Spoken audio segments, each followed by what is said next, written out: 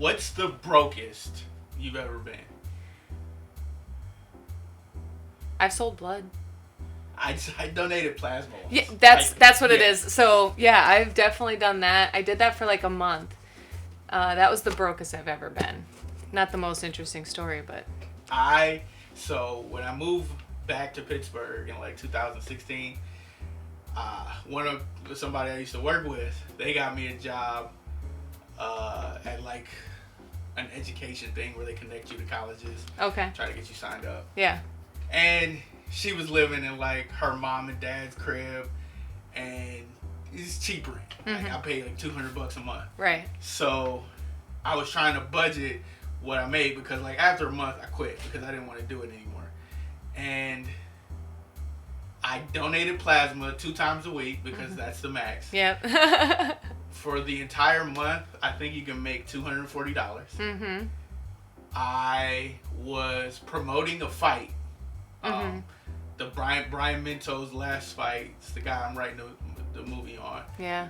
It was September of 2016. I was just going to say, so how long you been doing that then? I just started. So I was at work and I was like, okay, I'm going back to school. So I knew I could like borrow against the student loans, which is a terrible idea.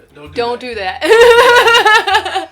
So I did that. Like I was, because I thought I would get unemployment. I was coming off unemployment and I worked there for a month.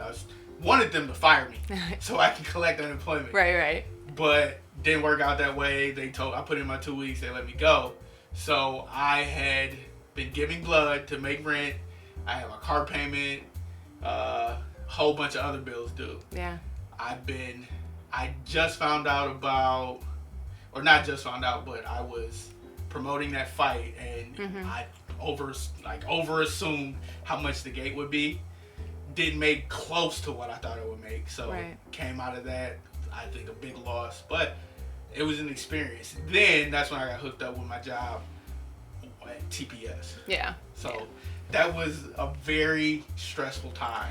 I know those times. Yeah. You want some of this broke food? Yeah. So then, but you said it was an experience. Yeah. What was the experience? To learn, it taught me to learn to ask for help. Ooh. Because I was like suffering in silence. Damn right. And I didn't want to ask for help because I'm going to figure it out. But I couldn't figure it out. And I was working for the guy who was offering me money, and I was like, no, I can't take your money. It's like, bro, you're working for this money. It's yours. Yeah. Well, that's a lesson in worth, wouldn't you say? Like, what did you learn about taking money for your work? What have you learned? To value myself more than $0. Yes. And so what would you tell people who are currently doing that?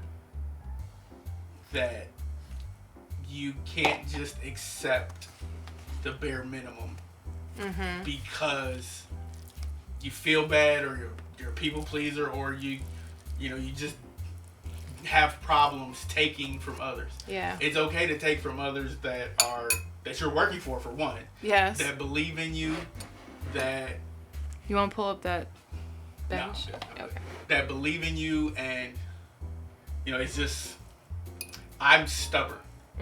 So I had to learn that the hard way because the bills are going to be due. Yeah. Regardless if I'm stubborn or not. Yeah. Dude, I've had many of those same experiences about, like, getting to the point of selling blood is, like, like, what else can I do? But it's cool because we're still figuring things out. We're still in that solution mindset.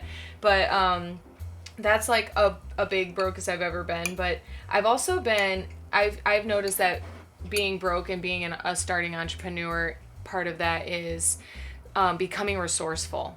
Realizing what you can do, how you can save money, how you can extend things, So, like, I've just gotten so thrifty with shopping, with eating. Payment arrangements. And, I've always, that's something that I never understood money. That's where I feel like, it's funny to talk about, but it wasn't funny in the moment. Like, actual broke stories is like, am I gonna fucking make it? Or, how's this gonna go? And it really just continued to shine the light on the fact that I didn't know money.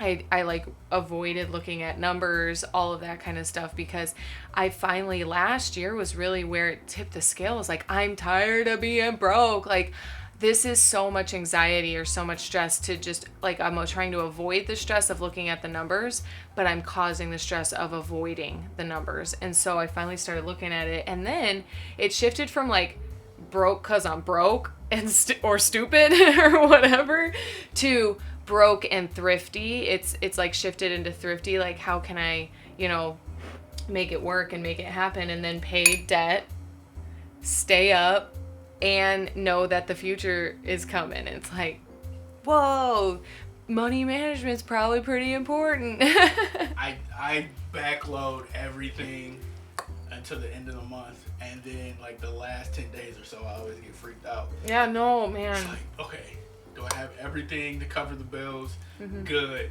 Now, can I turn a profit for next month, please? Yeah. And it's just a vicious cycle of me not being able to do it because things come up. Mm-hmm. I got car stuff that I still gotta take care of. Mm-hmm. Gotta stop letting my family members bleed me dry. It's crazy.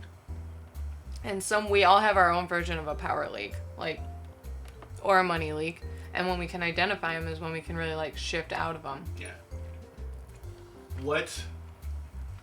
Since we're talking about being broke, let's talk about the opposite. What's the first thing you buy when you become a millionaire? First off, I'm so glad you said that, because what I was becoming present to is like a broke conversation is all about what's missing, what you don't have. And we can be broke but live in an abundance. Be broke by numbers and by paper, but be abundant. And so there's so much that shifts when you totally just brought it in. The question of what would you buy with your first million is, if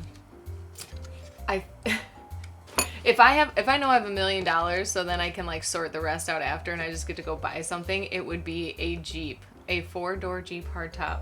And I can't decide between army green or gunmetal gray.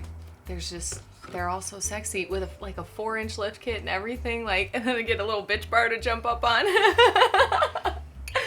That's what I would buy. I'm not really a car guy. I'm not a house guy. I just like fun stuff. Like, like I told you, I'm gonna buy a Power Rangers outfit and just walk around as Power Ranger. Full helmet, full costume. But that's like so you. Yeah. That's exactly you. That's bad. That's so you. Millionaire cartwheeling in your Power Ranger shirt. Just out no, here. whole ass outfit. Whole ass outfit with the helmet and everything. Yes, but then you're into like, if you're going all out, it's got to have some kind of powers. Like, can you get laser beams on it or like something? I will make a video. I will recreate a video. Oh yes. With it. Wait, is this Spider-Man? Yeah, Spider-Man. What? You're Spider-Man. I am Spider-Man. I've seen that. You ain't even waiting to be a millionaire to be Spider-Man. We gonna re-up on Spider-Man costumes too. Uh-huh.